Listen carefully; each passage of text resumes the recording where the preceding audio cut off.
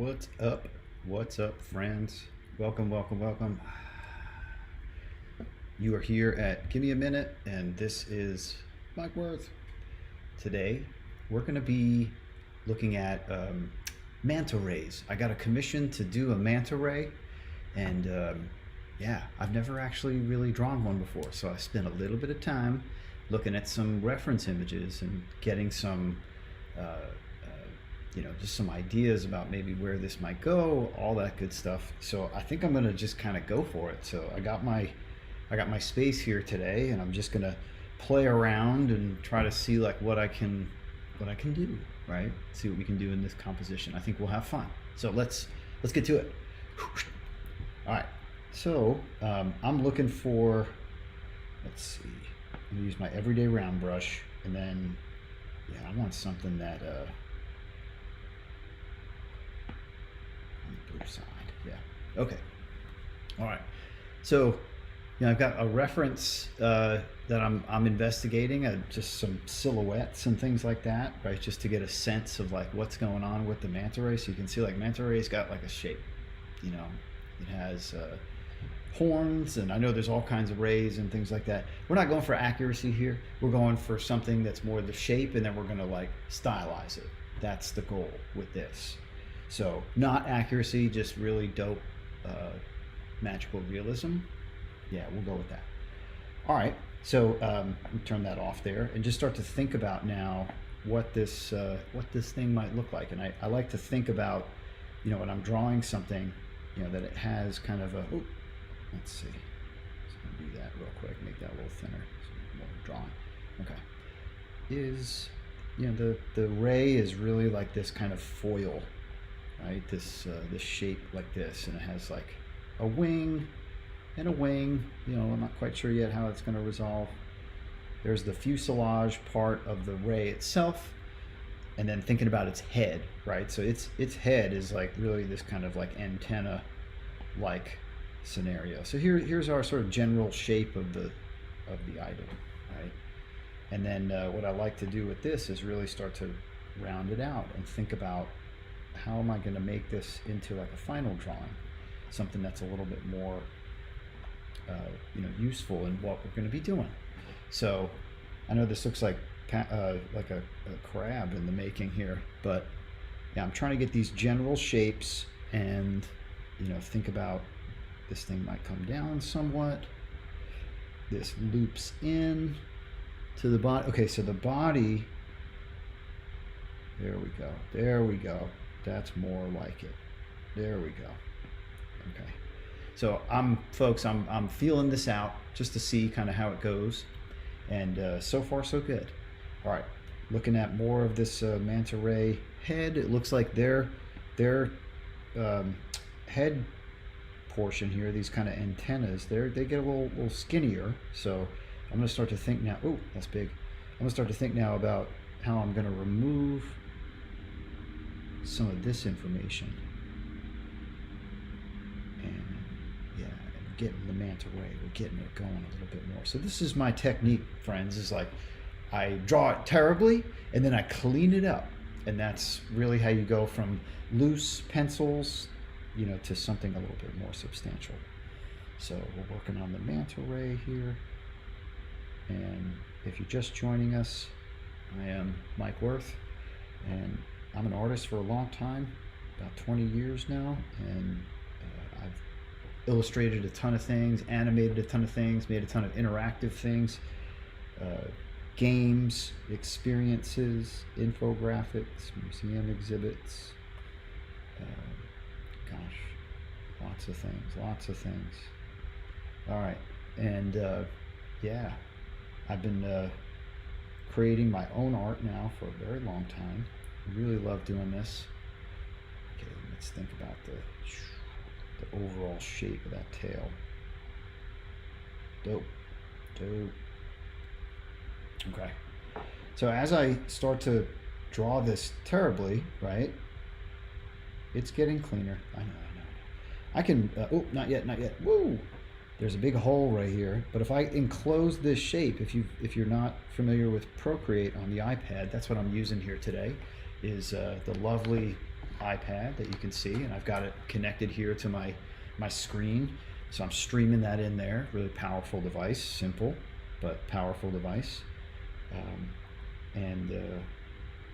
right, looking here more at the reference. Looks like there's like a little bump out right here on the Manta ray. I had that up a little high, so we'll bring that down now. All right, just okay. So I'm carving out you know, the shape that I want this thing to take, and yeah, I'm fixing as I go. That's the way I like to do it. Okay, so there's that little kind of bulb head there with the Manta ray. All right, how are we doing? How's this feeling? All right, I feel like, and you know, y'all, this is just how it goes. I feel like this is all trash. This is all trash because this Manta ray, it looks like it has more of this happening here first. I gotta really establish that portion of this first, you know, and really make sure that like it's understood. And then we do the, yeah. See what I mean? That's a whole lot better. That's like a substantial animal.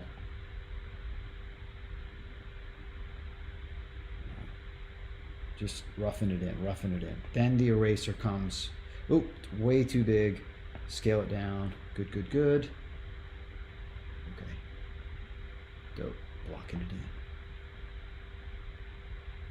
So by laying down like a ton of lines, I'm starting to find out where like the line is. Like what is the true outline of this, and I'm starting to get it. That's a little sharp, a little bit kind of that's not what I want.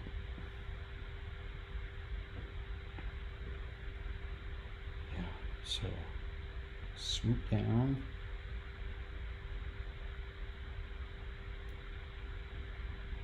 Like that. There we go. Let's carve that out. Sweet. Okay, I gotta make this happen better on this side.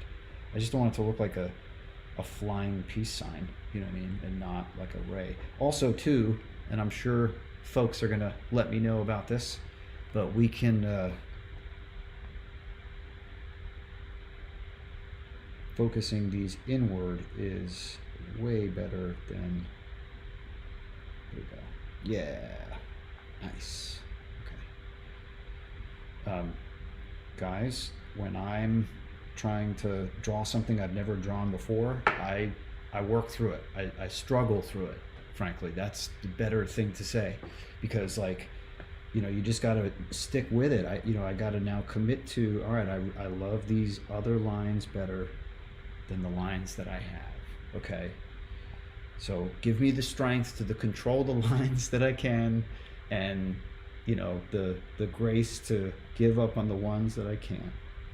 But in this case, we have total control here, right? We can determine now what this looks like. Oh, sweet. Okay, I'm liking this a whole lot more. So yeah, like I said, I've got to feel my way through the drawing. You know, I'm trying to look at a reference here. You know, sure, I could just trace this, and that's the thing that technology does. But nah, I'm not here for that, right?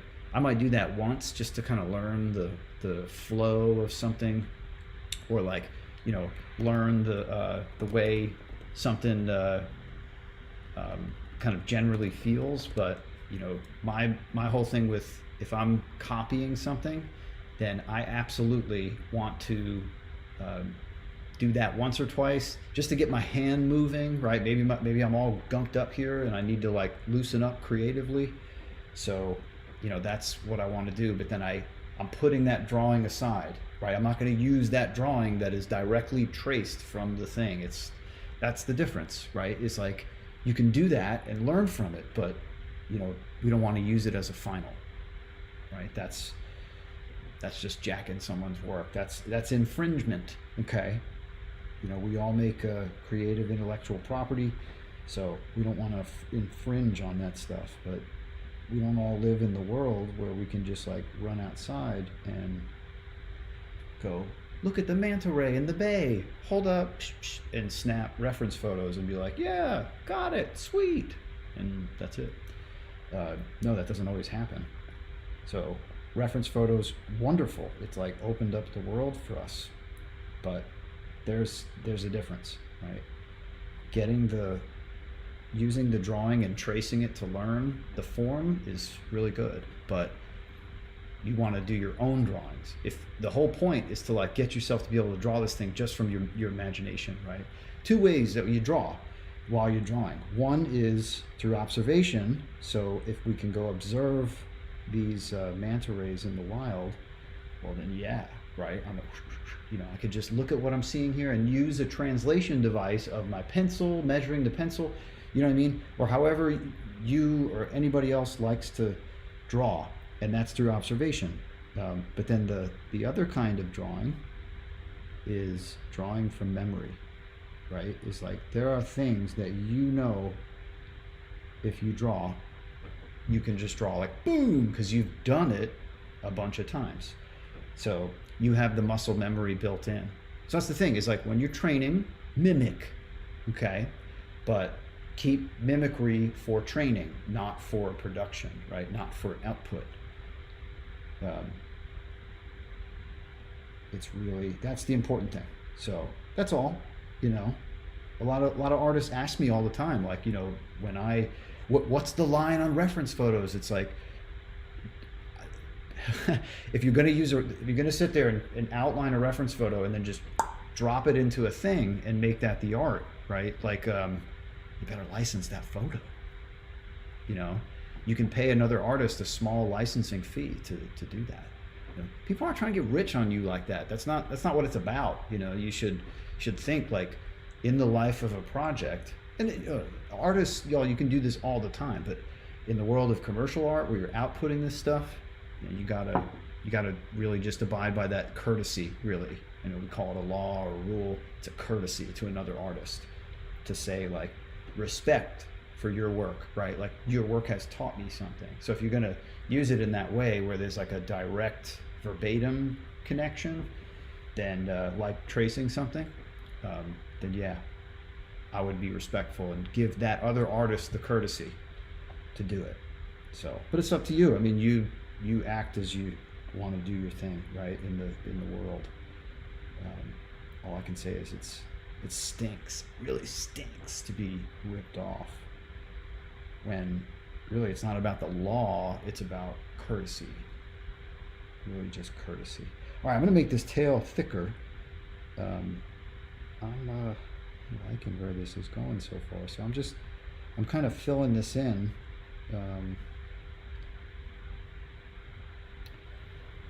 Yeah, cool.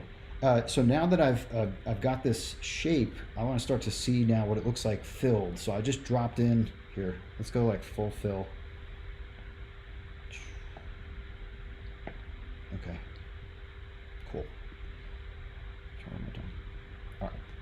So I just need to clean up the edges, but now I'm starting to get the thing, and like, yeah, this is all right. I'm enjoying where this is going so far. We got this here. That was like a thing I was playing with before doing the drawing, and now this is me, right? I practiced a couple times before, looking at reference, doing observation, learning how the manta ray feels, and then I went for it myself, right? You got to jump in and make that happen. That's the courtesy. Pay another artist, especially like, they teach you, they bring value to. What's happening here? Uh-oh. My pencil dead? There we go.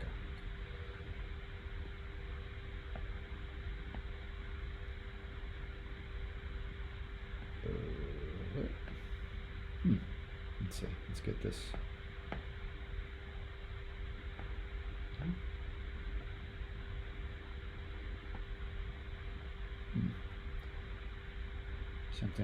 Something's not working right here. All right, a little delay on the iPad here, but not too bad. I can't draw here now. I don't know. There's no selections on, nothing like that. Okay. All right. So as I'm thinking about this now, this is going to become one of Mike's things at night. So we got, let's see what's going on here.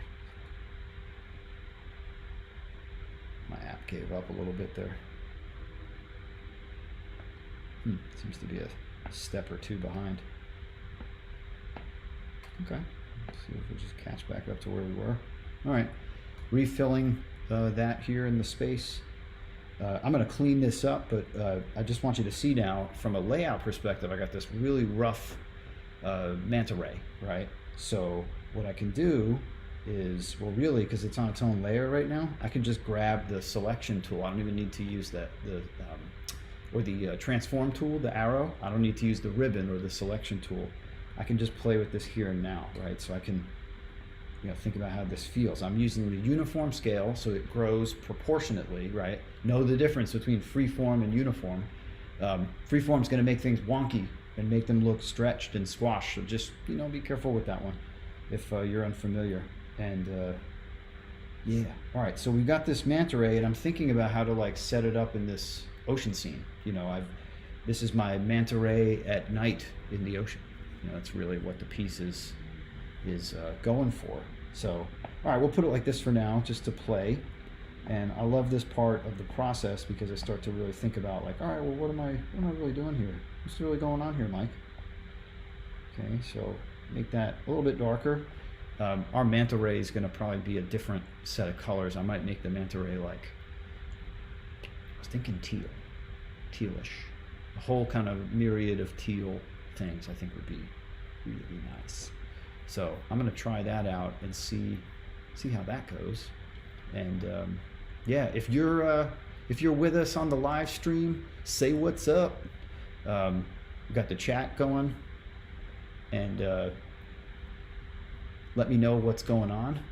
All right, cool. Hello. All right.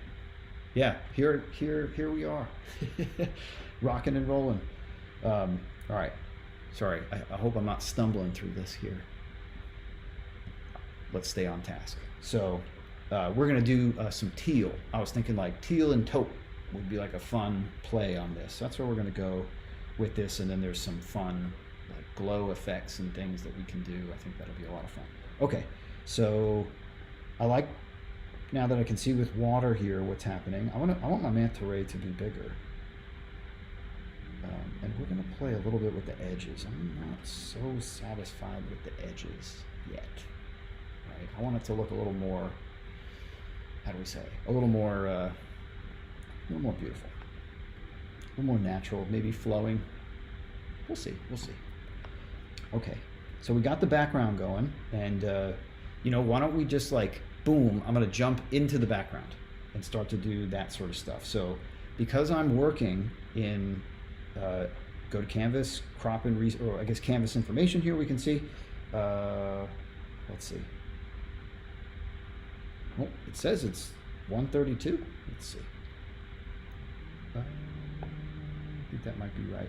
Yeah, it is. Okay, so I set this to screen size earlier. But really, I want this to be, yeah, we gotta, okay. Y'all, we gotta go back to the drawing board. Oh, terrible. Okay, so here, yeah, this isn't what I want. Bummer. I set the wrong setting. So here we're gonna go, and I want my 24 by 18 canvas. All right, let's catch up. Now you can see I've had a second here to draw the manta ray, and this is where I was a step ago. So let's see if I can stumble back through the manta ray drawing, just real fast. And I'm gonna try a trick this time. Okay, so let's see here. Is that?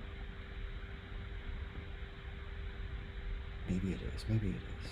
Okay.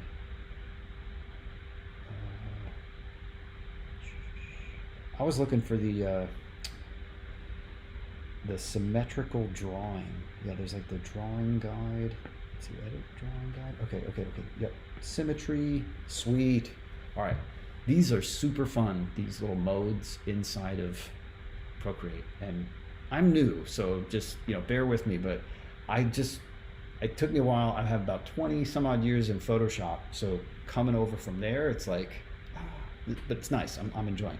Okay, so uh, let's try this now. We have this completely centered middle here where we're gonna now, like, so you guys have seen this before. It's like you can draw. Let's see, what's going on? All right, yeah, it should be good now. And then, yeah.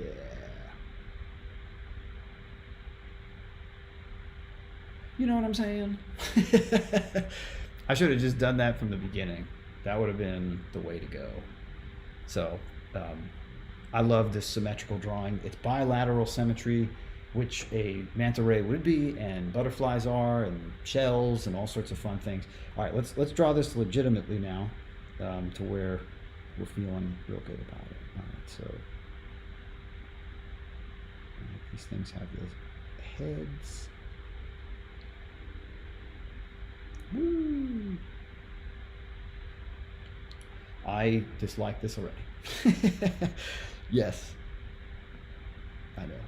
All right, one more time.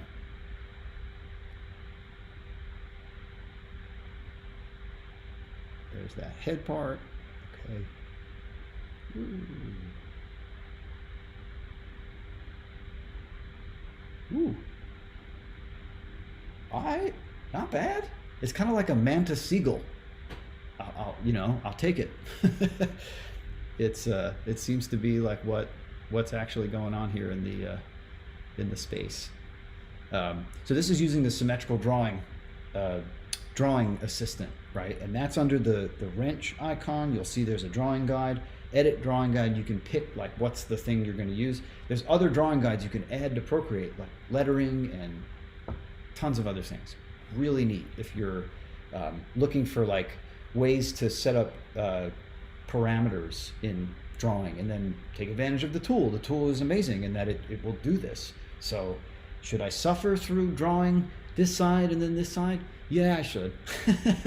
But yeah, here and now, this is really wonderful. So we'll turn off the drawing guide now, and it returns the drawing back to kind of normal of what it is. So I have now on this, right, it says it's an assisted layer, and here I can, boom, I can now play with this, and it becomes its own object. It's really, really fantastic.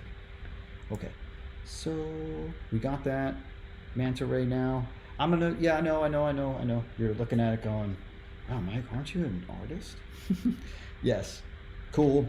This is giving me like just a sense of where things are going. Now I'll come in and I'll do some touch up, right? I'll start to paint in. And what I'm doing now is it's called color flatting. So when I do a color flat, I create a big grid of pixels that are all touching. And the reason you want to do that is because of the tool I want to show you guys in a couple minutes. This right here, the selection tool, the ribbon at the top, and this automatic feature, because that just lets me go boom and then select the entire shape because it's all the same pixel value, which is royal blue. This is what we want to do, and the reason we want to do this is because we're working with a high-res document, and in Procreate, you need like a super iPad to get bigger with the size of the documents you can put out. So if you draw something real beautiful, make sure it's 300 dots per inch, right? Like I went and changed my file to be. So when it prints, it's photo quality. The only problem is that it gives you a limit of layers. So here I added layer 2, watch. I go to that, it says maximum of 2 layers reached, right? It says like, if you want us to have high res, we got to give up layer capability. So you got to learn how to draw within just a couple of layers. And the key to doing that is using that ribbon, right? Just like if you were in real life, I'm a muralist, right? So when I paint with spray paint, this is the condition of being in a spray paint environment, is that I can paint over what I want over and over and over again, right? I don't get the advantage of layers, but I use tape and paper to mask off the area. So that's what we're doing here, is we're doing an incredible amount of masking. And the computer digital layering allowed us to get out of that world, because long time ago, to do layering like we do now, we used to have to use acetate overlays, and everything was shot with a camera, right? I remember when I would go to school, I was a freshman in college, and we rolled in, and there was camera booths with these switch buttons, and you would lay out an ad, or you'd lay out your illustration on this camera.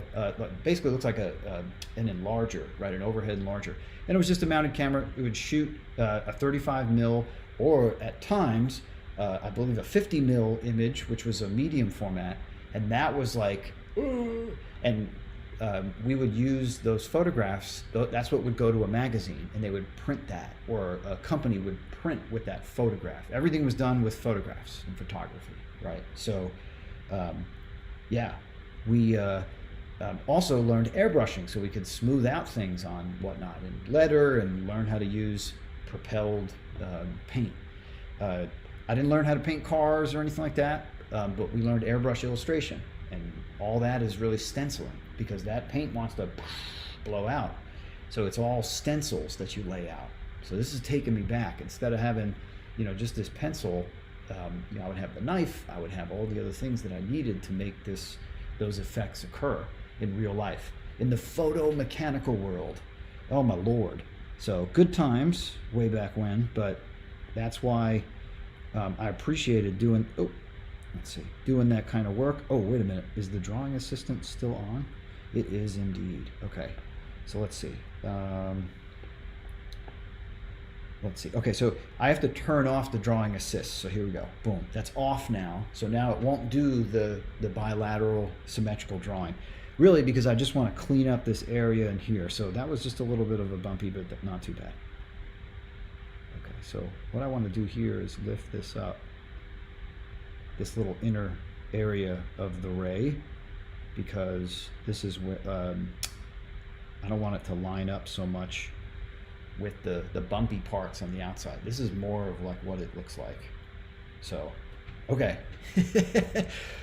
Thank you guys for bearing with me. Yo, throw a what's up in the comment if you're watching and you're enjoying. If you got questions, I have the chat open. I can see. So if you want to holler and have me explain something, happy to do it. Right? But this stream is something I would normally be doing. I would be, I teach school during the day to students, and then art students, and then at night, I'm an artist. Come home and start doing my own work, and I thought, what a great way to combine these two things and bring out the Mike Worth brand for folks to enjoy, right? To just kick it with me here on some art chat. So feel free to ask questions and all that stuff, or if you're curious about something, happy to answer. Okay, all right. So we're going to think now about what's going on here with this tail, okay? And I want to be careful with the brush I use, but all right, let's check one more time. A stingray tail, okay, or a manta ray tail. I shouldn't just use those interchangeably, right? They are different things. All right, these tails can get long. All right, cool. Whew. Fun. All right, so let's see if we can, I'm going to use this brush Victor, okay.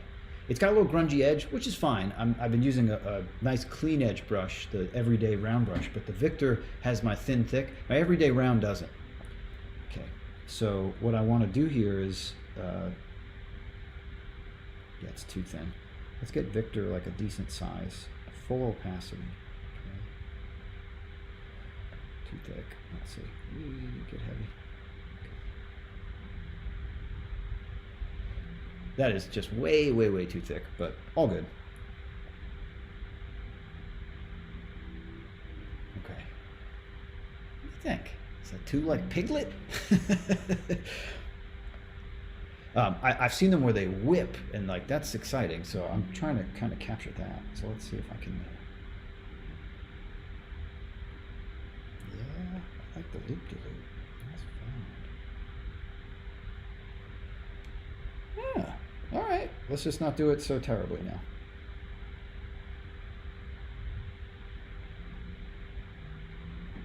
Okay. I like to have a little bit of an opening in the loop, so sorry if I do this 10 times, but there we go. All right, I like this.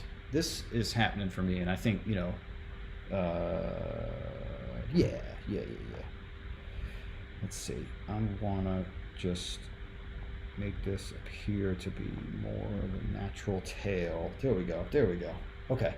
I like that better. I like that better. And it has this little nubby. Okay. Whoa. All right. Sweet. All right. This looks like a kind of a manta ray flag right now. Okay. Cool. So I made that second layer earlier because, you know, Procreate gives you a background layer and it says it can be a color, right? But we want to put some stuff on top of that. So if you're just checking out my work for the first time, you've not ever seen what I do, in my area here, I'll show you guys, like this was the piece that I worked on an earlier stream today. It's the pomegranate. And you can see I have these crazy backgrounds that I add here. And I call these flow fields, okay? Flow fields are like something I've always been interested in, and it is my dot matrix, you know, Ben-Day dot, halftone dot type of approach to filling space, okay? I have what other artists have, it's called a horror vacui, right?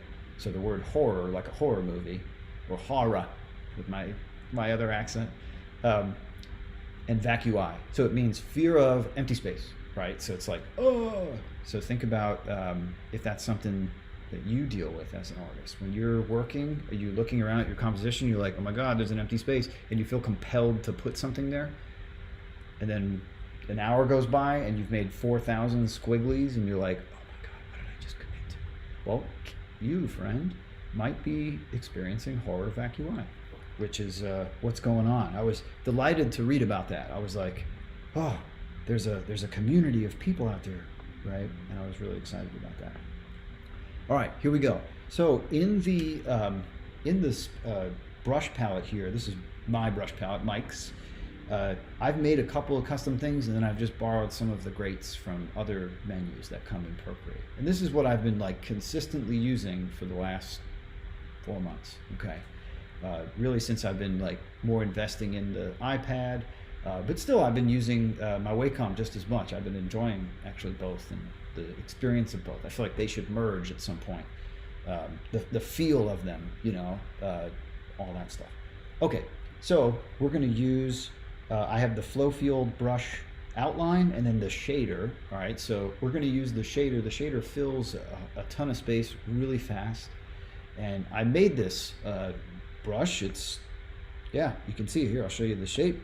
It's a little kind of kernel of rice with a rounded edge on either side. And then I just played with distribution. And it does what I need it to do, right? To create my flow fields. Right? I even signed it terribly. When I made this thing, I had just had a surgery on my hand, so like I couldn't hold the pen properly. So it was just, you know, looks like I sneezed while I did it. But anyway, let's lay this down. We're going to lay this down right now. So when I'm in this space, I'm starting to think about what a flow field is, right? So a flow field is essentially like the disruption, the turbulence on a surface. That's what I'm looking to do, right? Or if you're looking up from a plane, looking down on the earth over a beautiful mountain range, you're going to see topography, right? Where you get peaks and valleys. You're going to sort of understand its three-dimensional relationship to the earth. So I like to do this in the two-dimensional space and kind of play a little bit with the 3D. So let me show you how I lay it down here. So I'm looking at this picture of the manta ray and I'm like, all right, I know that I'm going to do my spirals first. I like to think about the spirals, right, of where they are first in the space, and those create like hot spots. So here, I'll lay some down, and then I also want to think about, you know, do I want this ray to have a moon or like star? I always put it against a star background, but we're going to do like a cosmic kind of thing. I had done a flounder piece a while back and I love what I did with that. So I'm going to play with that in here as well. Okay. All right. So let's think about what these spaces are. And I just want to tune this brush real quick just to make sure it's doing what it needs to do. That looks good, about 60%. Okay. And we need 100% opacity because we want this to like fill it. Okay. All right. So I'm thinking, where am I going to put some hotspots? There seems to be like a natural one right here. So let's go for that. Oh, this brush is a little too big. Okay, I think that's more my speed. Yeah. A little bigger. Sorry. I'm in this. Cool. All right. That's so much better. I really love that. It's not going to be, the manta ray isn't going to be this color, by the way. It's going to change. So there's one hotspot. Let's do another one here. Let's do another one here, right? And like as I'm starting to do these circles, I'm almost saying bing, bing, bing, like I'm creating a little points to look at, to move your eye around. Okay. Ooh, how about like right here? It doesn't have to all be, ooh, let me make sure I'm working in the right layer. It doesn't have to all be out in the open. It can be obscured by the object. I like to do that sometimes. That's fun. So here, let's do one right here on the ray's antenna. Super fun. Okay. All right, and we'll do a wee one right here. And good. And then I'll sign on the bottom right. That's usually what I'm going to do.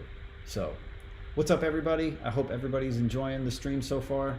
If you are just joining us, drop a what's up in the chat. Say hello. Let me know that you're here. I got that up so I can see if you got questions or anything. We're going through this manta ray drawing. This is a commission that came my way, and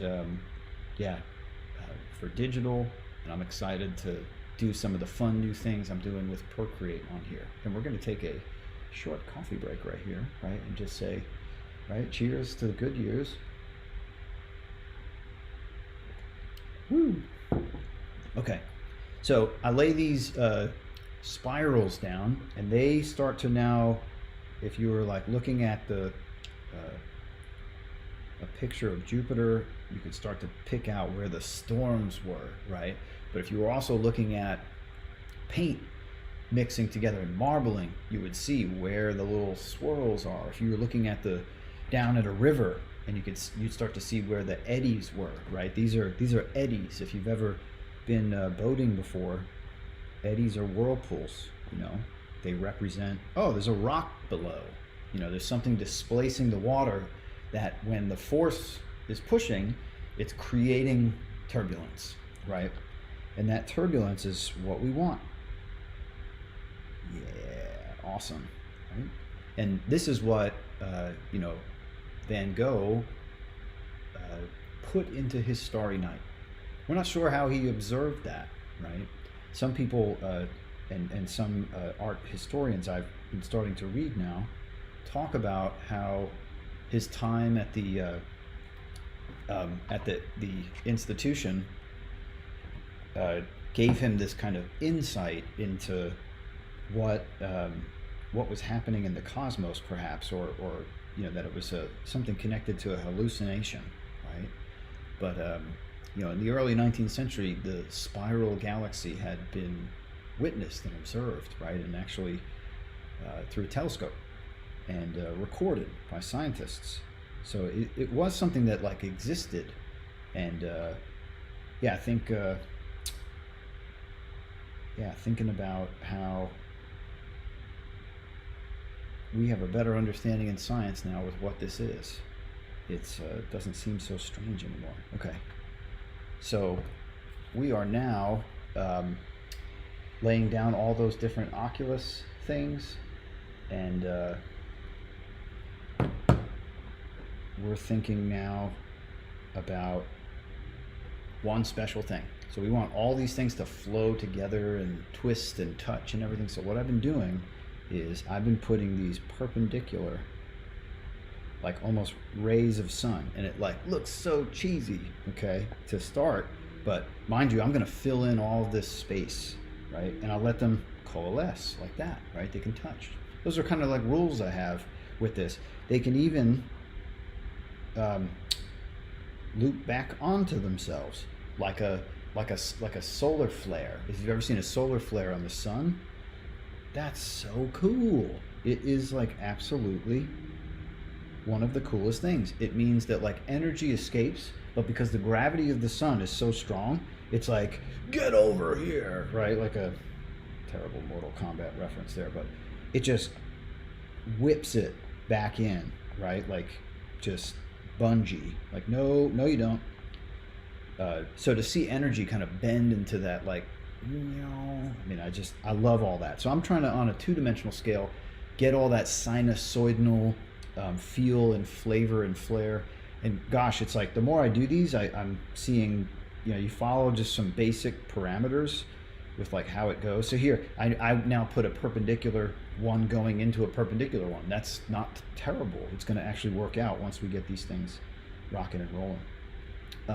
But I find that like the way that I can create definition is of these eddies and little oculus hotspots is by running perpendicular lines to them. So if I had, if this is like the eddy here, I'm pushing against it like this. So it's a clear difference, right? It's like a basket weave type of thing. And yeah, in doing that, it helps me, like I said, establish that difference between the two. And yeah, it's like the great chain of being that turns into the Matrix in here. Are y'all excited for the Matrix? There's a new Matrix coming out. It's like kind of weird. I was gonna say, it's like they're saying there's a new Star Wars, but there's been several new Star Wars, and that's not weird anymore. There's been new Battlestar Galactica. They brought it all back. Very few nostalgic things out there anymore that have not been remade. Maybe like Space 1999. That has not been remade.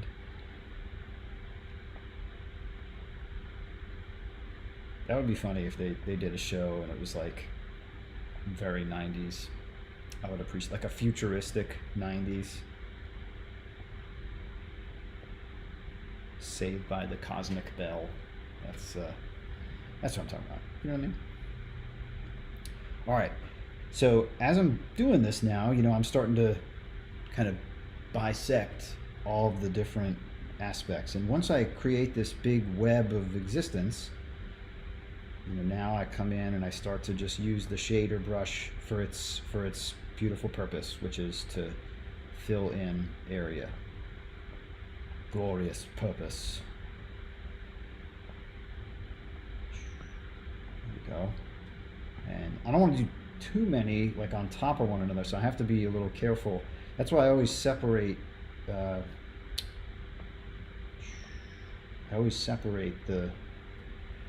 first flow field lines with the shader brush as I'm doing them, and then I fill in like, yeah, there's a little spot right there, yeah, there's a little spot right there, good, just so it doesn't get too dense too quick.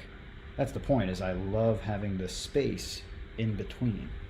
Look at how this is looking sunflower-like now, right? So it's like the way you curve edges and stuff. Like if I just did a straight line out, like, okay, cool, meets it, boom, good.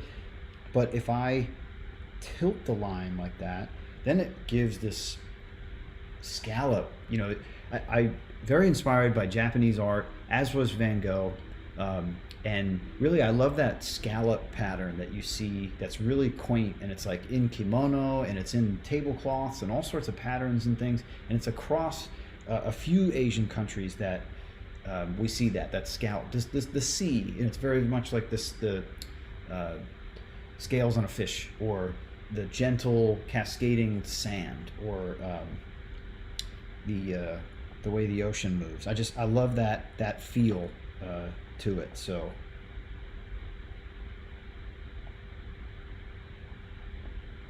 that is a wonderful thing.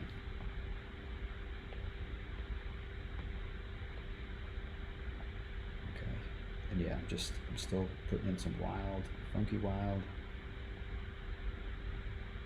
Okay, so here I have like a triangular convergence of things here, and that's cool. Just let it converge. And it's a nexus, right? If this were to occur, if you were to like flow two spouts of water into one, it'll coalesce and move.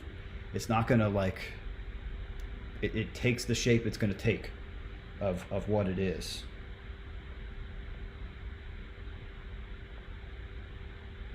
So that much of like the rule of nature is what I want to have here.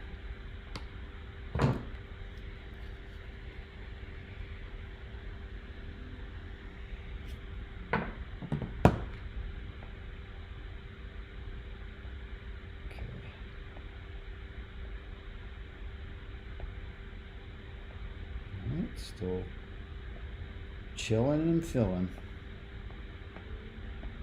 Catching fills, y'all. Catching fills. So in real life, I got to do this one at a time. You know, there's no brush for me in reality. It's me. But this is great. Like I love this for concepting or for imagining new ways to do flow fields that I can't imagine easily by doing them by hand. Because you know, I had in my head before I got my iPad, well, this is the way I got to do it.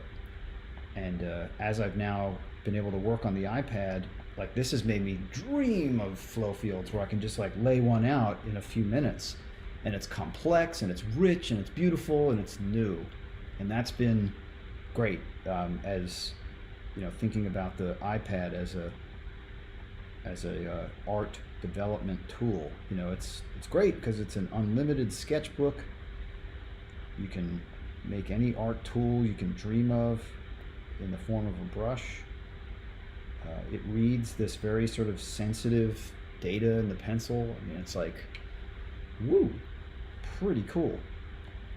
Soon we'll be doing this in VR, right? We'll be in a virtual world or an augmented world, a mixed world, right? As we're exploring now the different kinds of digital realities that are out there.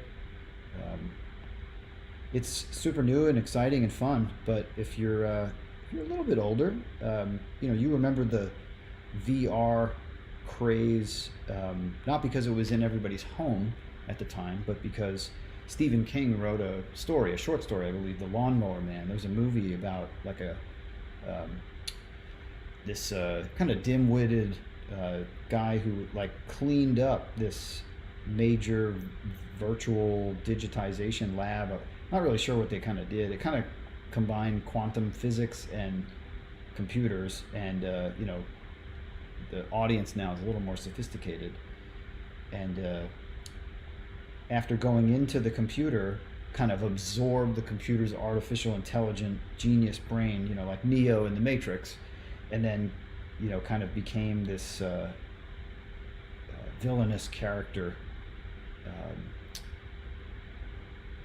after you know, engaging with the machine, going into the virtual world, experiencing blah blah blah, whatever. Like that was just enough to make this this person come out and be like an omnipotent being, you know, as far as intelligence, superpowers, the control of machines. It was a pretty interesting premise, but you know, that was the extent of understanding VR. I think the other closest thing that was around at the time was like Captain Video. If you know what that is, just Google Captain Video. There used to be these books, and yeah, it was like a adventures in telepresence, where people would go inside of the TV, or in Willy Wonka's factory when Mike TV, or even in the new one, right? They got zapped, they got digitized, and you know, they took the idea of, well, we take a picture of you and then we transmit it through the air, and that's how they explained television at the time, was that like you got broken up into little pieces and then re-put together by the television screen, right? Which is kind of a ridiculous way to explain television, but that's what the audience at the time really needed to have and hear.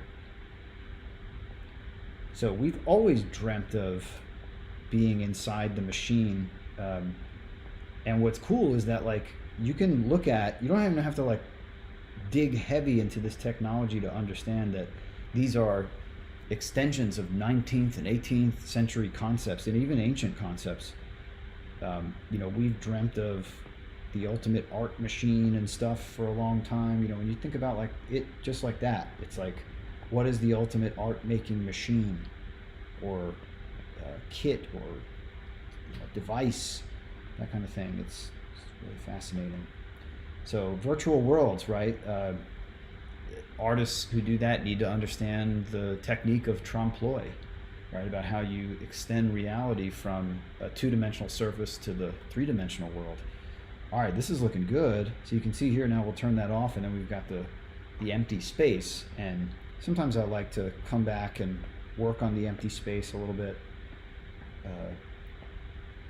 just because I may find, oh, I gotta move my ray, like it needs to move 20 pixels or 200 pixels or whatever. And so what I'm doing here is I'm just trying to get the edges as close in as possible. I may not paint the whole thing, even though like I said, I can't help it. It's just part of like what satisfies me and mark making. But I may need the freedom to move this around. I think that's probably good. Yeah, I'm performing for y'all, so don't worry about that.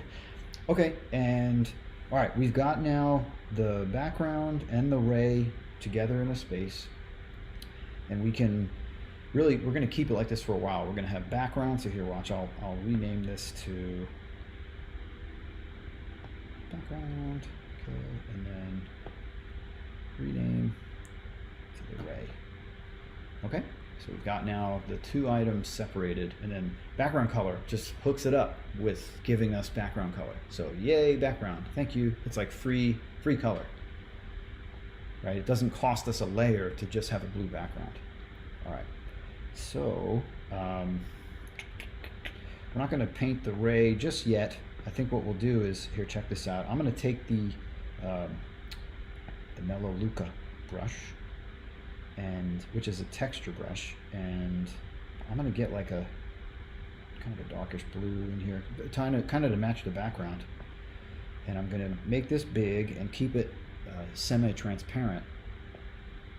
And you'll see here, I'm gonna just put in some of this undershadow. So this is fun. This is where I love to play with the flow fields. Is like, I got no problem laying them down two-dimensional first like that and flat. And not having to try and figure out how to make it look topographic. I've had folks say before, like, you should do that. I'm like, yeah, this is a good idea, but I haven't learned that yet. So what I'm doing now is I play with these shadows, right? You can see I'm using like a classic graphic design drop shadow, just kind of letting the element sit here, and it's not going to be this color when it's done. I mentioned that earlier. I just want to make sure y'all got me on that one. Okay. And then just for S&Gs, we'll make just a little bit of, just move it around some, just kind of create a surface texture. I don't push too much here. But I just want to darken this a little bit. Sweet. Okay. I like this. We're having fun with the manta ray, and I'm playing with the background. I have a lot to still do in the background. We're going to add stars and all those things, and then we'll start to play with the ray itself. You know what? Let's go to the ray, because it's interesting to see how that gets built, and then we'll play with the stars after to get close towards the finish. Okay, so we got the ray layer, and remember, because we painted that and then filled it, we created a silhouette. That silhouette in the cartooning digital illustration business is called a flat. Okay, so this FLAT flat is brilliant because it's all the same pixel value. And what that lets you do in Photoshop and other worlds too is you go to the selection tool, right? Not transform, but the little ribbon here in Procreate. And then you get this automatic, right? You have the freehand. We were doing freehand earlier. You can kind of draw outlines and stuff and do fun stuff, and it's great. Feels like you're painting a selection. But with automatic, I can now tune this to here. Tap. And you see this turned its complementary color. And you can see here that we have now a very isolated because of all that same color being the same color, same pixel value. Computer understands now, oh yeah, that's a mask. And yeah, I made this selection. You might not be able to see it here, but in these little ridges, you see they're dancing. All that's happening right there. Really wonderful. And what this does is this lets us isolate now all that pixel information. Okay, and I'm going to paint right on top of what was, you know, previously that blue shape was there. Okay. However, though, let me actually stop myself because I don't want this to be blue. All right, I don't want this ray shape to be blue. I wanted it to have a tealish, taupish feel. So check me out. We're going to go to the magic wand. Okay. And then we're going to play with hue, saturation, and brightness. And we're going to choose the layer, right, not the pencil. You can paint these things, by the way, which is dope, but we're going to use this. And if you see on the bottom, you get these sliders. And oh yeah, right, you can slide these things now to the left and the right and all that stuff and everything. So I want to find like where the, that's good teal. Oh, that's a nice teal. Let's see.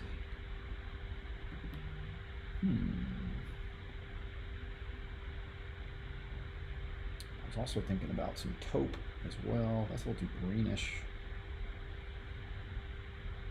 Okay. Getting kind of there.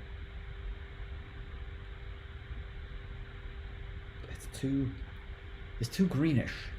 We need something. It's still too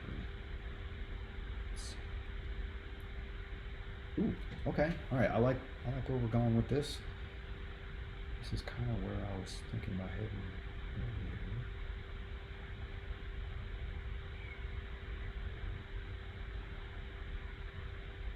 Let's see if I go all the way the other way. I was thinking about using warm colors on this too, so. All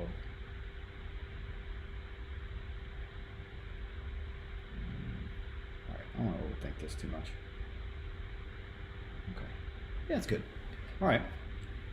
So this now will allow us to, whatever this base color is going to be, if it's warm or cool, that's where you're going to then use your highlight colors, your full saturation colors on top for effects, right? Okay. Okay,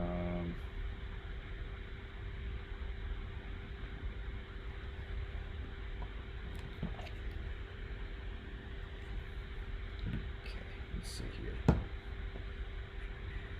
That's too red. That might be good.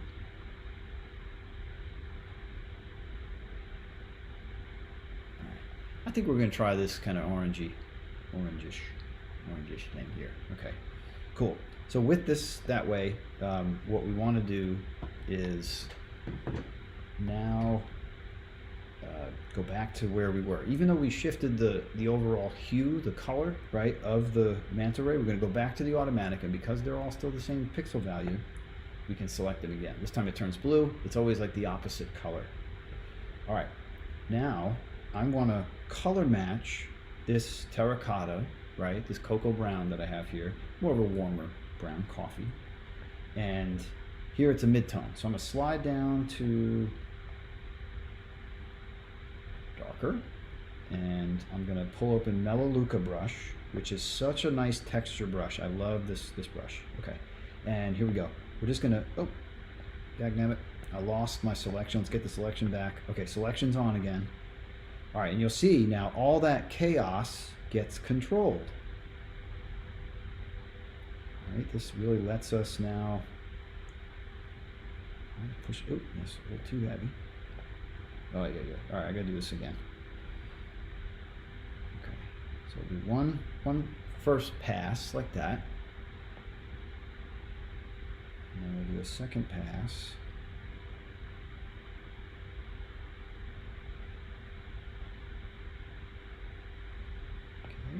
Third, this helps us just, you know, define the animal.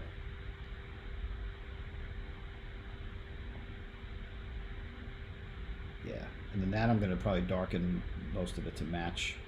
All right, we're going to do a fourth. We're feeling good today. Yeah, okay. And then I haven't touched the top area, the head area, just because I want to shrink the brush now some and get this in here. And then basically run that same kind of pass on the areas that won't pick up as much light.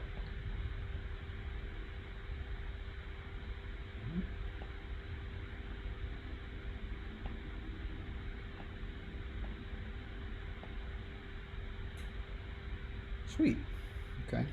Oh, I guess we can get a little more on the darker side here.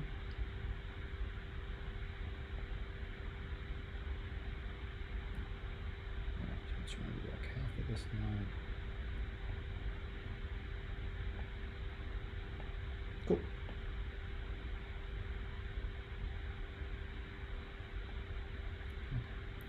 I love this texture brush. It's great. It's like using ink and stuff like that. I know this looks crazy dark right now, right? This isn't the brightest thing in the wild, but we're going to really start to carve it out. I like to work from a darker space and kind of layer on highlights and things like that.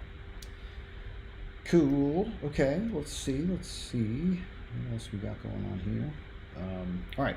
We've done the shadow part. Let's do some highlight parts. So we're staying now with this color wheel. I like the disc.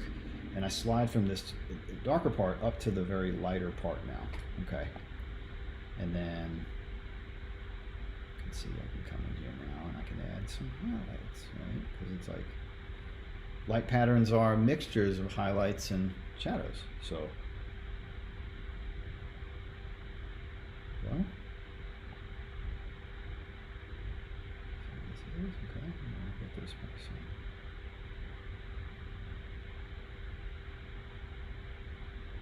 Yeah, just thinking about like the top surface of this beast. Yeah, right, the ray. What up, Ray? So down here, we need to think about, oh, that's too heavy. About cutting the light in now.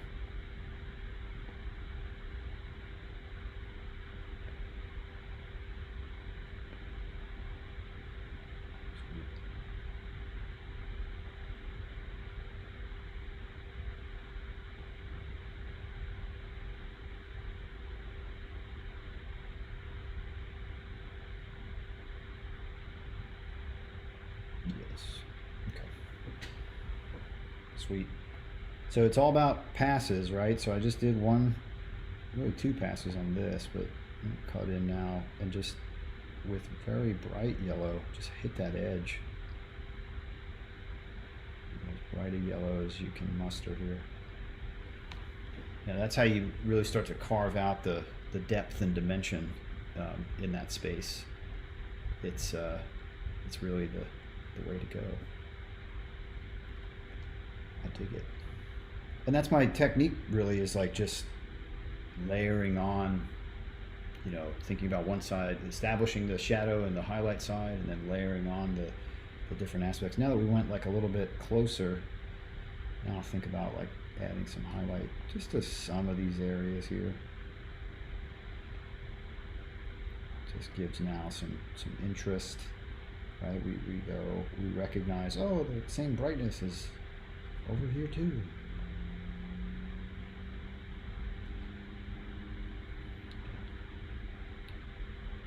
I bet there's like highlight on here. I gotta look back on the reference for like the highlight, but look at that. There's some fun things on rays that some textures. This is like all really just cutting back and forth between these different values and colors and things like that. So, okay. So I've got now the low and the high built onto this. Okay. What I love to do is this lighting effect, and it's like a little over the top, but I love it. I love it. It's called a glory. Okay, so a glory is something that it's a rainbow effect that halos around an object. We see it in icy conditions. We see it in like misty rainforest conditions, that sort of stuff. But it's like cameras can pick it up real easy, and it's like really like a rainbow halo effect. So I like to think about like, well, where, you know, and outline something purely in soft and defined rainbow. Okay, I'll show you what I mean. It works real well with like simpler objects like a ray, right? Like this. Okay. So, all right. One thing I want to do is I'm actually starting to have like uh, feelings about this color. I want to see. Let's see. Because like, what if we did something really weird and exciting? You know, like it could be super funky weird. Do we push it further? Maybe. Yeah, it looks like a devil ray, right? This goes red. Mm-hmm.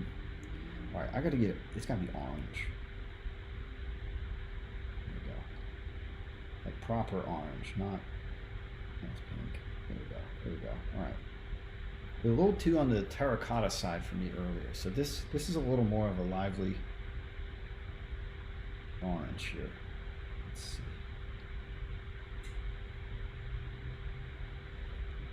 I like that. I know we're like just playing with color intensity here, but man, you know, that's it. So, all right.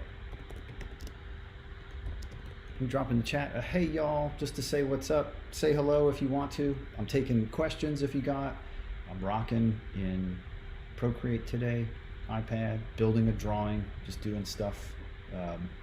My techniques, how I approach things. I'm working high res. You know, all those things change the experience, and it's just good to like be able to go, hey, what do I do here while stuff is going on. Okay, cool. So I just tweaked some of the color, and we'll just undo that, and notice like the selection's still happening, which is wonderful. Okay, so now we're going to start to think about painting go to soft brush and starting to paint now the glory effect. Okay, so here's what the glory effect is going to look like. So we'll first find like a canary yellow type thing, okay, and we'll get a really big soft brush. I'm using just the soft brush, and that's it. And we'll see here, right, like I start to lay in a little bit of that yellow. See how it like, oh, illuminates that side. Pretty cool, Mike. Yeah. Let's back it up one more time and lower that opacity some, and just, yep, try it out again. Just push some of that color. You see, you can maintain your tones, right? Watch that tone, and looks good. Shift it now. Let's go down the color wheel. We'll go to, I know we're already using orange, so like let's use like a cartoonish orange if we can, just to help it. Let's see. Okay, that's good enough. All right, and then we'll whip it around because the thing's already kind of reddish, so we're gonna just play it up with the pink now. And you see like how that starts to, actually let's get a little red in there. I don't want to jump too fast. Okay, now let's slide the pink. Ooh, let's get a little smaller here now that we're in this tight quarters. Ooh, nice. Just fading it really. Now to blue or purple. And it's just, like I said, like a light color overlay. And if you get it right, it works good. Okay. We're getting a little tight here in the quarters, so I don't need so much blue on this. Let's get like more like a tealy. There we go.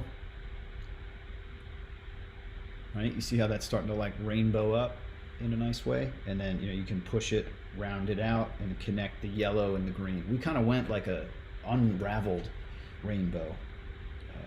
It's funky. Okay, cool. Yeah.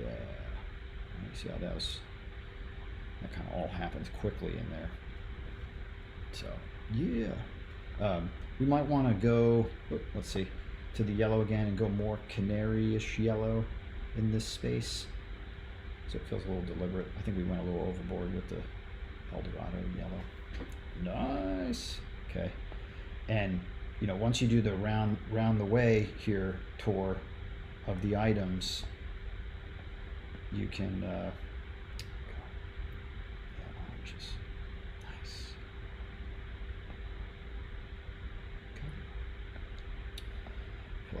add a little bit of just pink accent over here. And then some of the purple on this. Yeah.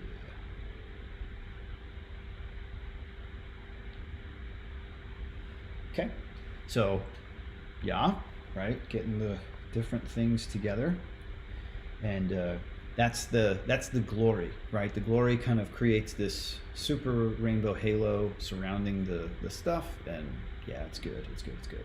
So let's try one more application of shading. So the overall scheme is like orangish, so we want that like oxblood red, dark. Okay, and we'll get some Melaleuca there. Okay. Oop. Let's see, we need like general shading, just to kind of like darken somewhat of these tones. Don't do too much really. Just needs a touch on the edge, just so it like feels like it's a. Because you'll see what we're gonna do. It's gonna be cool. It's gonna be cool. I promise coolness. Okay. Right, same routine, coming in the way we shaded earlier, and just putting some shadow back into that little space there. Just lets us know that it's alive, right? That this is a living thing, and all that goodness. Okay. All right, so we got those shadows in there.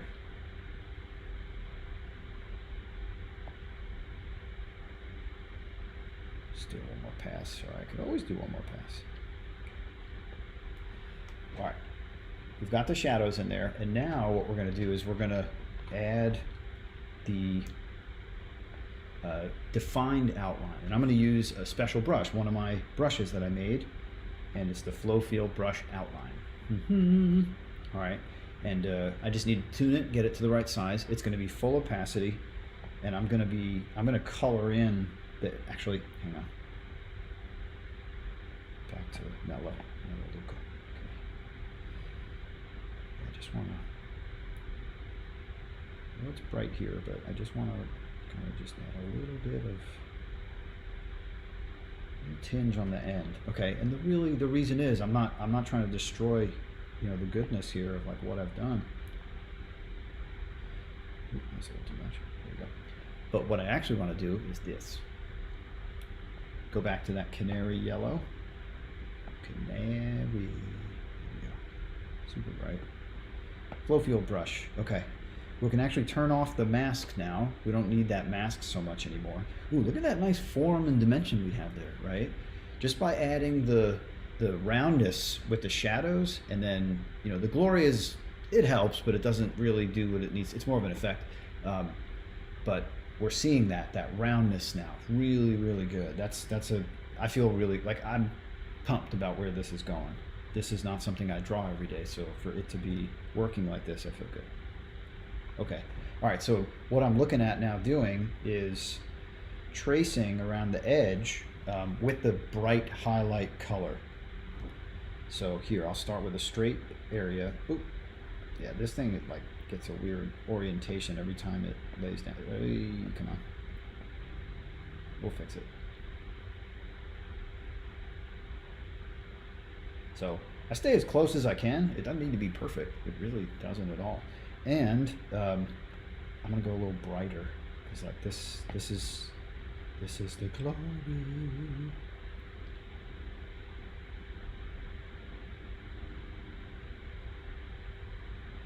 Okay, and then we'll switch to around the way, and we'll get the creamsicle color.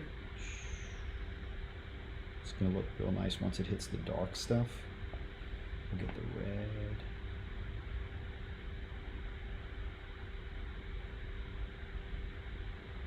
Okay. Hit the pink. This will look great, you'll see. So I just make that line continuous, right, with the way that it goes, and just as long as I keep it flowing and going, right, we're gonna be okay. All right, let's see.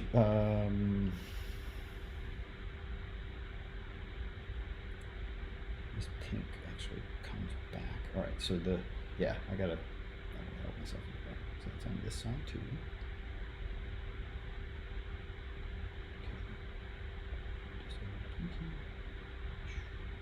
Good deal. Now we shift to purple, and the violet here is going to be, it's like a lilac, yeah, it's like almost imperceptibly different. It's pretty close to that pink, really close to that pink. Here, I might shift this over so I'm getting a little more on the purple side. We cannot have that.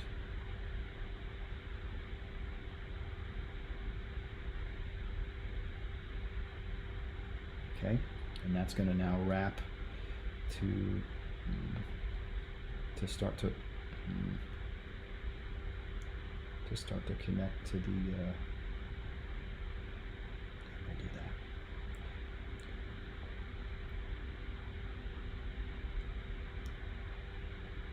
Yeah. So now this helps me determine like how this loop-de-loop is going to work. I got that funky. I gotta fix this brush because it wants to always drop that like funky, weird, out of sync element there. I just can't do that. All right, let's get this.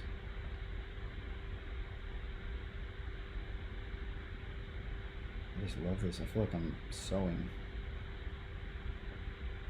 It really flows so nicely on this software.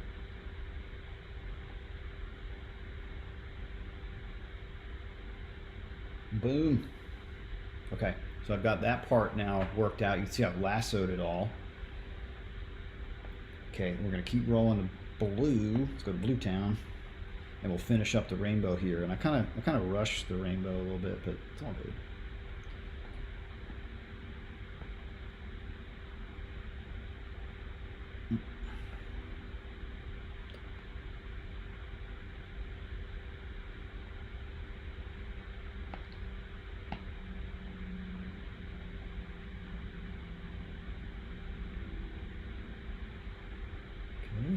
Cool. And now we'll finish with the ending yellow.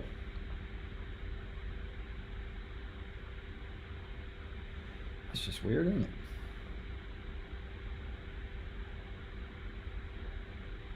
Sweet. Okay, so the outline glory is now complete. Right? I've got now the whole jam going and doing what it needs to do. So, okay, the soft glory's done. The glory outline is coming together nicely. There's some details I can do and whatnot. I want to make sure I still have the sort of separation between the background and the foreground working out nicely. I may just reinforce that a little bit. This time I use a soft brush. I'm gonna get really dark. Yeah. Okay. Let's see if we can. So a little extra flow.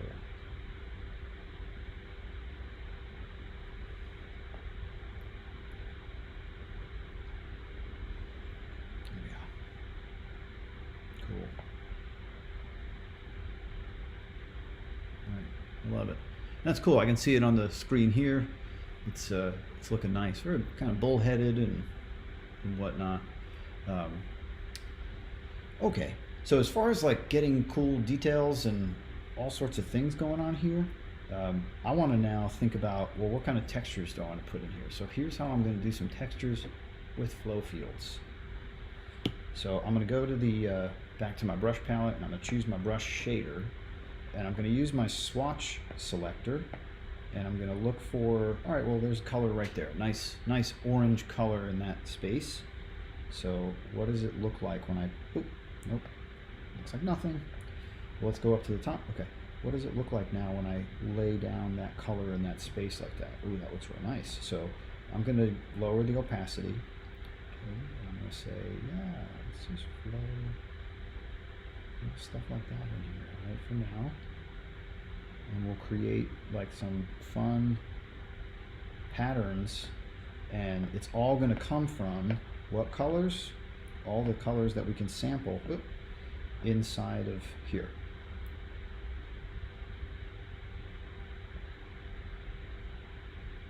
And the lower the opacity, like the better. Yeah. In fact, I might back up. Yep, do that again.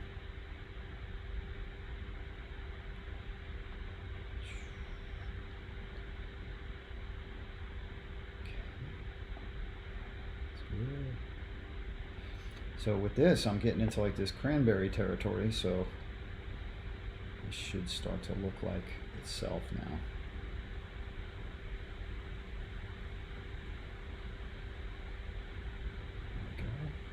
There we go. Yeah, nice. All right, I'm just, yep, again, trying to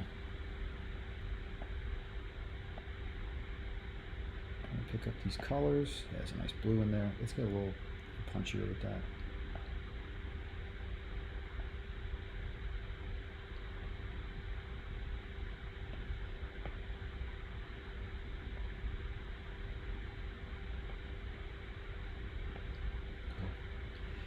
So I'm using all those glory colors now to like flow around and do some fun stuff, and it helps me contour the manta ray as well.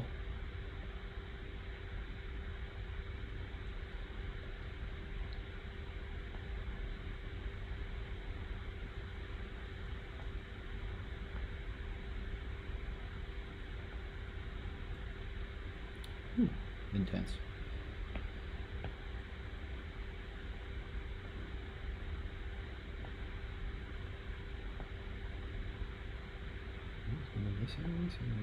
Cut back in, tone down some of this stuff. It's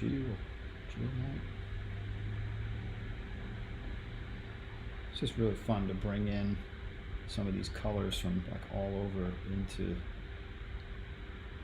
some of these regions here. It's just, it can be beautiful, really beautiful.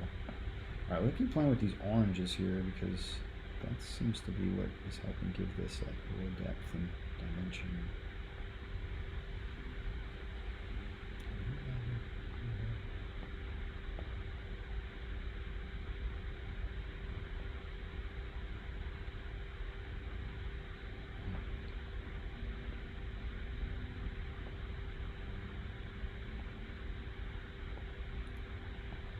Bring some of this yellow in here.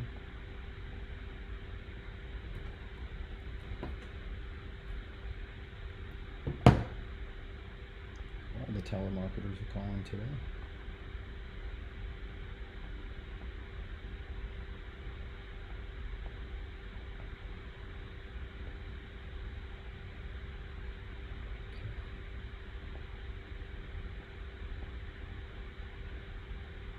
Cool.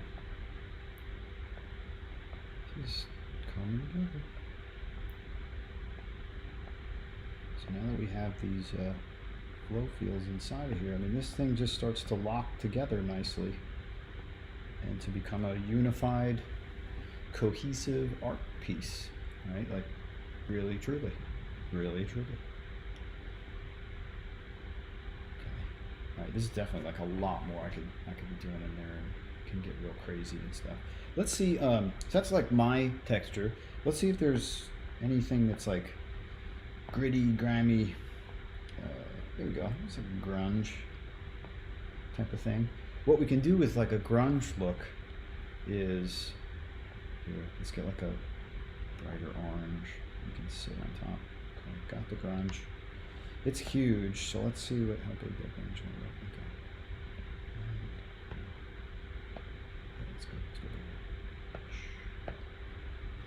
So you can do that, like, that's palette scumble. I don't know if you can see that effect that's going on there. I wish this brush could be bigger. I really wish it was bigger. Let's see. Is there a way to make it bigger? Taper size? I want to taper it.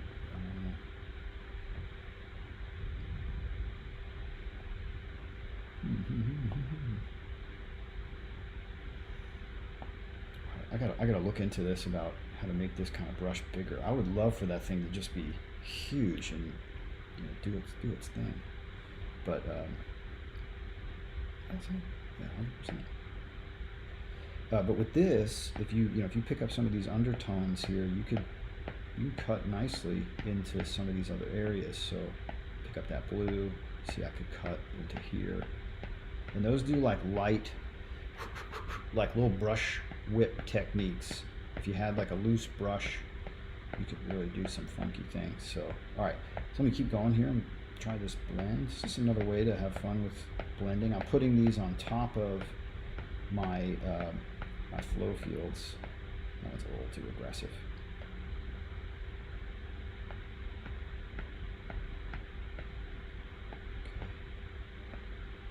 So what else we got here? Okay, good.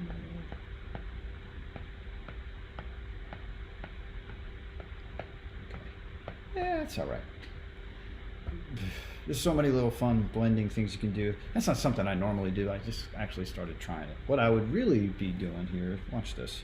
Let's just get this, where is it? Mike's Everyday Brush. Actually, the Victor. Let's use the Victor. Okay. And I'm looking for the chance to do.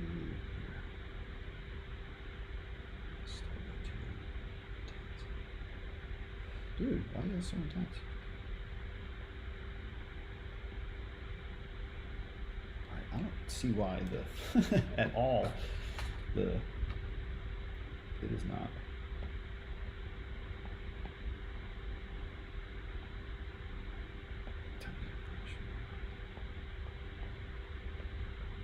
Just doing these little kind of groupings and markings and stuff.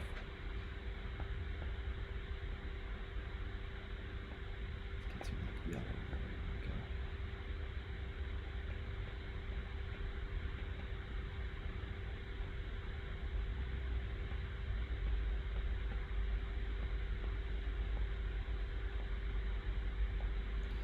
These things have some funky spots and whatnot. And I'm just having fun here doing some of these splatters and little hits of color. I love doing that when I'm spray painting. So. Look, I'll find that color and then I'll just juice it up and come in here and say boom, boom, boom, boom, boom.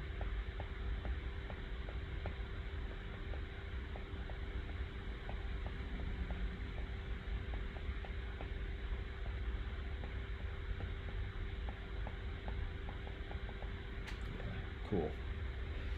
And those little bright pops are where it's at. I really love doing that stuff. So let's get more of that purplishness that's over here. You can see like now when it's in this color scheme, it's like I'm keeping with the rules of the glory that I made, to where I'm spreading that color around based on the location of the rainbow. All right, we'll do one more with the green, and then I think we're gonna. I don't want to go overboard here. I'm experimenting a little bit here, but it's part of the process. Okay, let's see, keep that blue. Go a little brighter on the blue. There we go. Okay, it's just the intensity change. Oh, I love that. Oh, I love it. Cool. That's what I do. Is I constantly am pulling color back and forth, playing with like the intensity of it and whatnot, just to get it to do what it's trying to do. So yeah, what's up, friends? Hopefully if you're still rocking with the stream, you're enjoying yourself and checking out all the different things that I have going on here. We have been at it here, let's see, how long have we been doing this? A little while.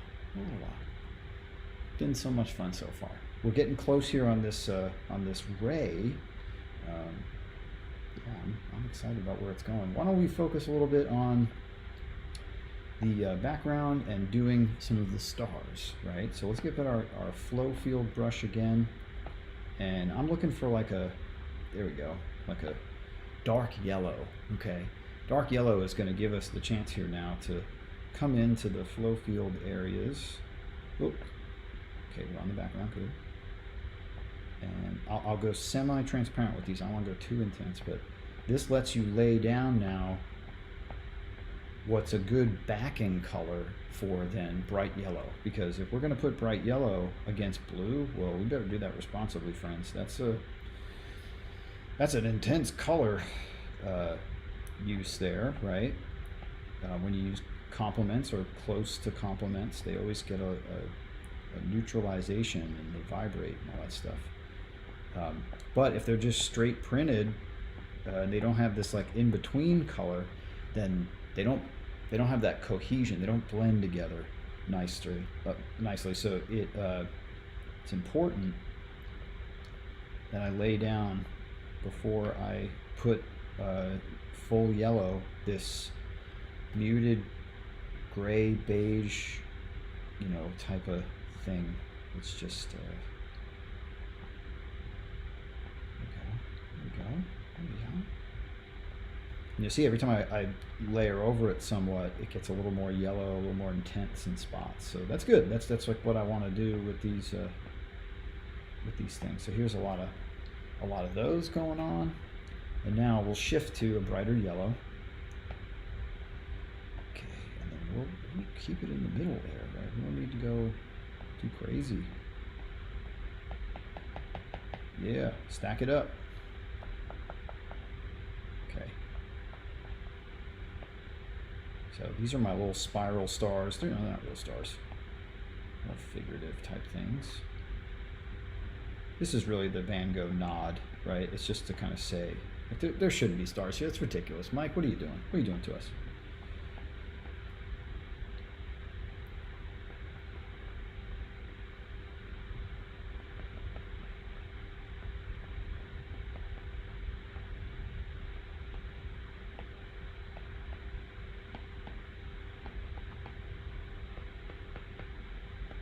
Cool.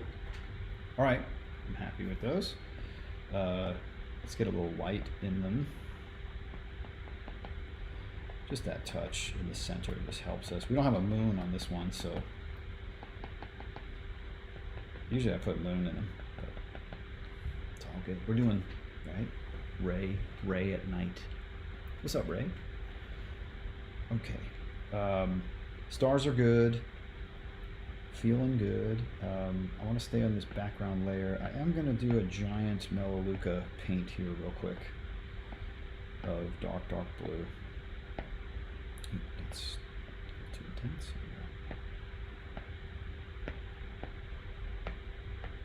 I like doing this kind of zone painting sometimes, just to, the shadow looked a little contrived to me, so I just want to take it. Nice. Okay, I got some plans here because we're gonna add. Let's see. Oh, yeah. All right. So I turned off that whole thing. Let's see the luminescence. We like the flares. We want to try some flares.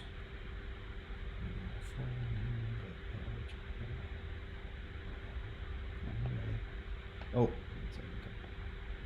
light flare. Or it was really dark flare, rather. There we go. Let's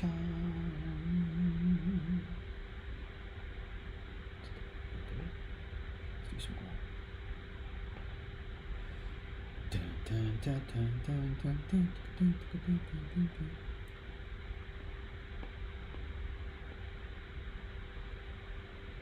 we go. Get a little overboard with these shines, but I love them. Y'all. Sorry.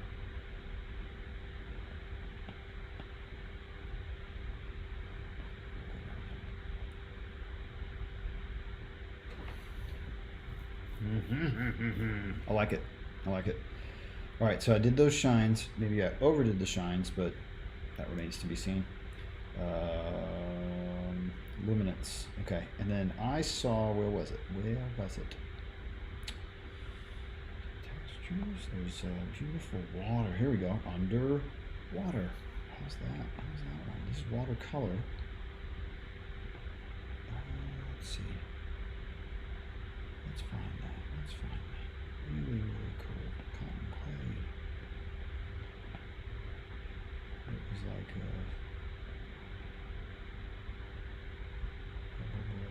nebula.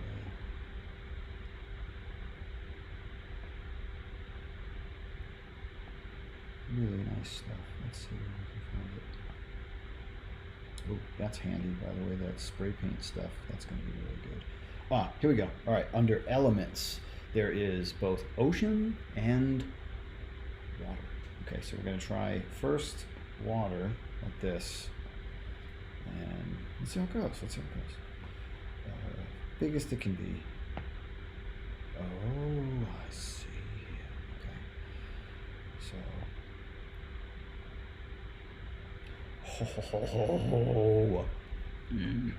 I'm geeking. That one's cool. That's super cool. Okay. Okay. Oop, let's get that back in there. Let's see, it's not so intense here.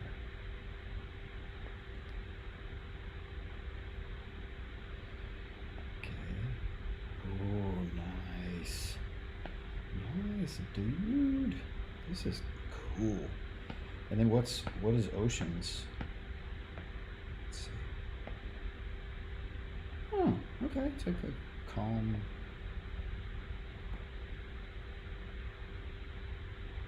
Yeah. All right. Nah. I like that ripple. That ripple is where it's at. Cool. Super cool. Okay. And then I have pre-made, where is it? My bubbles. I've got pre-made bubbles here that I worked on. And let's see. So we'll use the freehand and we'll grab, let's grab all of them. Okay. And then we'll do up to the gear and we'll do add, we'll do copy. Okay. And now I can take this pre-made stuff that I made earlier and then paint it here. I can paste it. Oh, well, I got 2 layers. Okay, so I've got the 2 layers now.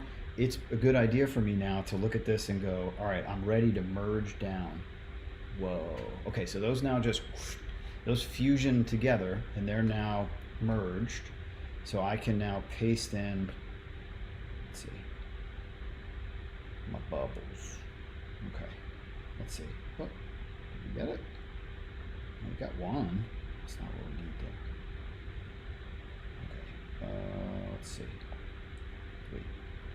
All right, let's go back to the bubble thing. What? These are all. Oh, okay. These are all separate things here. Okay.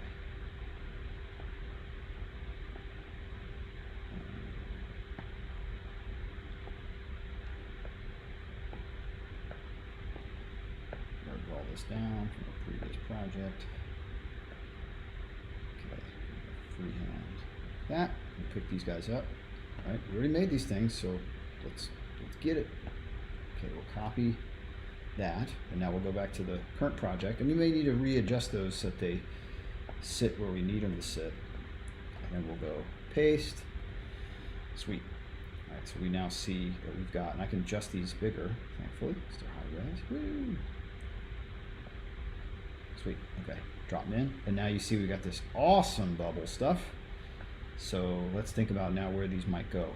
So I'll use the freehand, and I'll pick that guy up and move it to where will it look good, right? Always looks good on the item itself. So I'll do that on and off. I like that look.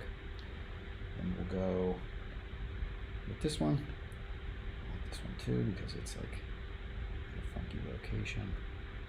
Whenever it's against dark, it always like pops out real nice because that glow. Okay, all right, we'll do that. This one looks a little weird. Oh, I know why. That one doesn't have the, I gotta finish that shine. I didn't do the shine on this one. This one requires a little more work. So, I'm cool with it being here, but I think I might think about, yeah, where we go. Getting that shine. There we go. If I put it near here, I bet that would like help it out. Yeah, okay. But, thinking about this one here, could come in now. Let's see. Mike's soft. Some dark color. Small, light. Okay. So let's see, by adding a little shadow here, right? It now, I'm not doing this right. I should be masking off all this stuff.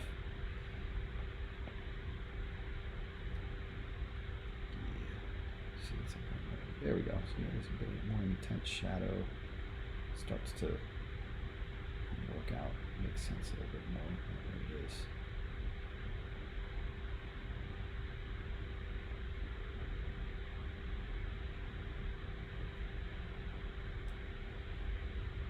That's better. That's better. Cool. No, I'm thinking this is like coming to a nice end here. So I think I'm gonna get into the red ink or the pink ink here. Juice that up to cartoon level. Okay, and then sign it up.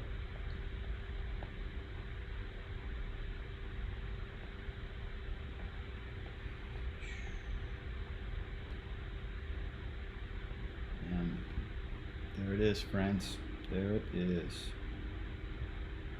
Okay. Y'all, appreciate you guys coming with me on the stream. This has been wicked cool. All right, so we're going to go back to another video, and let's do a little time-lapse replay of coming up with the ray, right? So we went through a bunch of stuff in the beginning, trying to get the ray together. Got it using the bilateral symmetry drawing assistant in Procreate. Really great thing to use. We talked about it earlier in the stream. So you can rewind and look. We worked in a high-res file and talked about how to work in 2 layers, right? How that can make that work out for us. And then played a lot with selection so we could isolate things going on in the space. So we talked about that glory and my crazy star stuff and how to separate elements and whatnot. And then we added some shines and some other luminous effects and brought in my fun favorite bubbles from a previous project. So y'all, this has been amazing. Appreciate you guys. My next step now is going to be I'm going to output this and I'm going to upload it and make it available as a print. Okay, so if this is artwork you're interested in. This was a commission that I did, so the commission's now at a good point. And yeah, I'll make this available in public. So friends, very excited to have you here. Mike Worth, thanks for jumping on the stream. Holler if you got questions, right? Subscribe to my channel. Definitely like the video, give it a thumbs up, and hope to see y'all soon, right? I'm going to be posting a schedule soon with my regular streaming times. So, friends, excellent to see you. Have a wonderful, wonderful day. Peace.